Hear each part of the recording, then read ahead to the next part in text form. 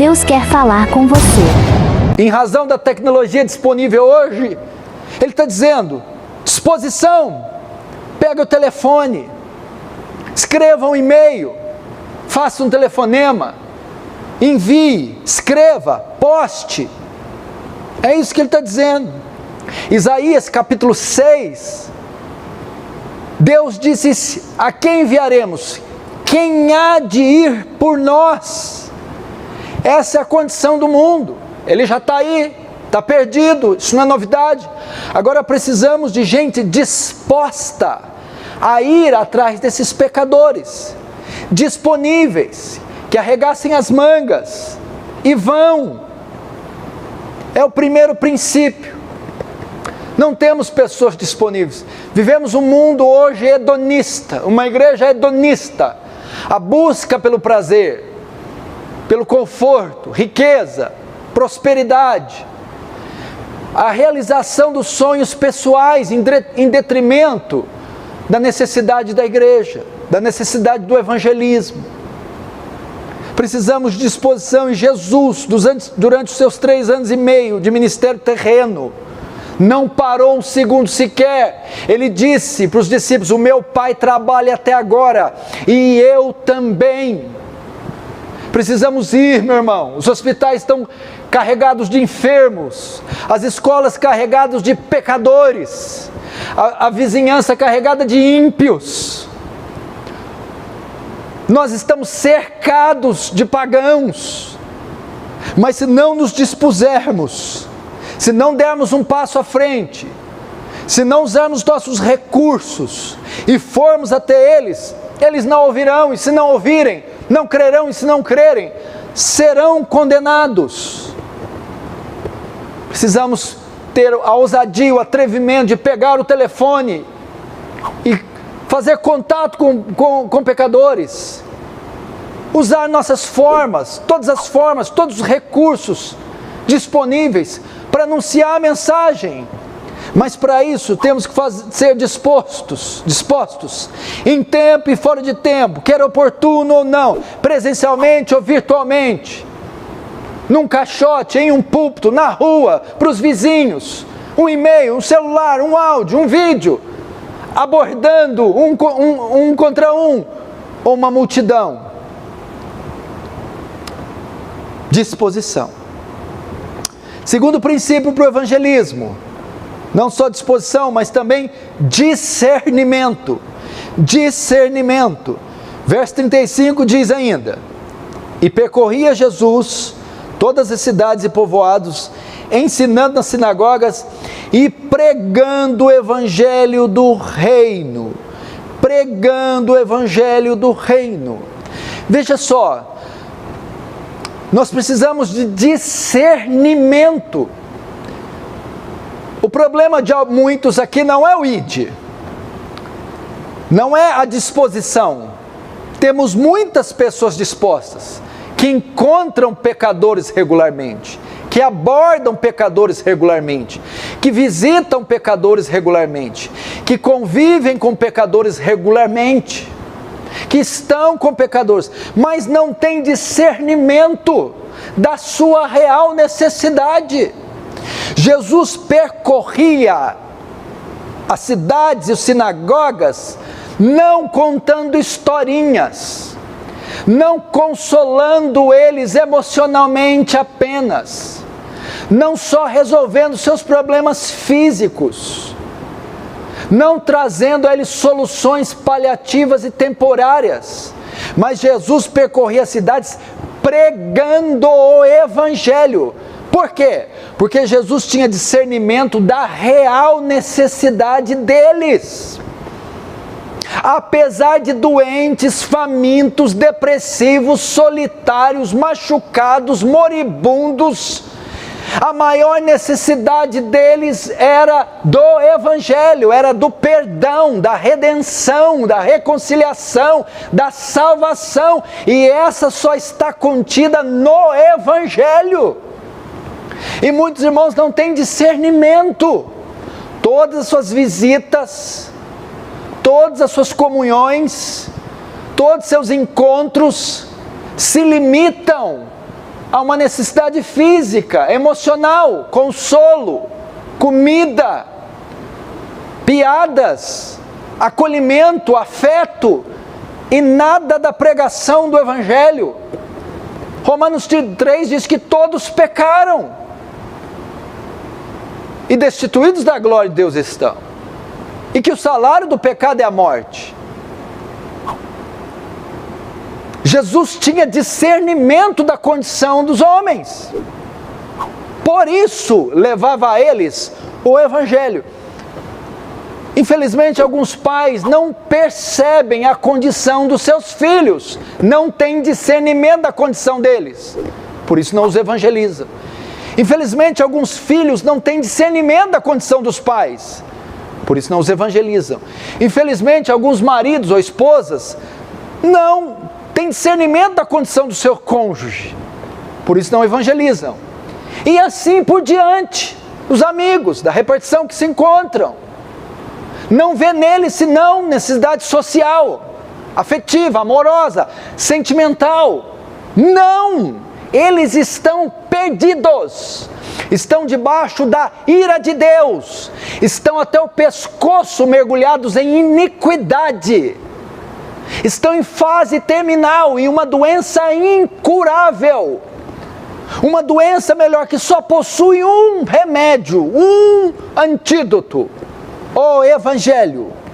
Então o que elas precisam não é só do seu abraço, da sua cesta básica, não é só do seu carinho, da sua comunhão, não é só do seu afeto, elas precisam da proclamação do Evangelho, da pregação do Evangelho, do chamado ao arrependimento e à fé. Jesus tinha discernimento. Elas não precisam de atos proféticos, ser ungidas com óleo, não precisam ter os demônios amarrados, não precisam de libertações locais, não precisam desse tipo de coisa. Palavras de efeito, decretos, determinações suas, elas não precisam disso. Elas precisam ouvir o Evangelho da graça e da glória do Senhor Jesus Cristo. Você precisa de discernimento. Terceiro princípio para o evangelismo. Primeiro, discernimento. Primeiro, disposição. Segundo, discernimento. Terceiro, visão. Visão. Verso 36. Vendo ele as multidões, compadeceu-se delas, porque estavam aflitas e exaustas, como ovelhas que não têm pastor. Visão. Visão. Essa é outra razão porque talvez muitos não evangelizam. Visão.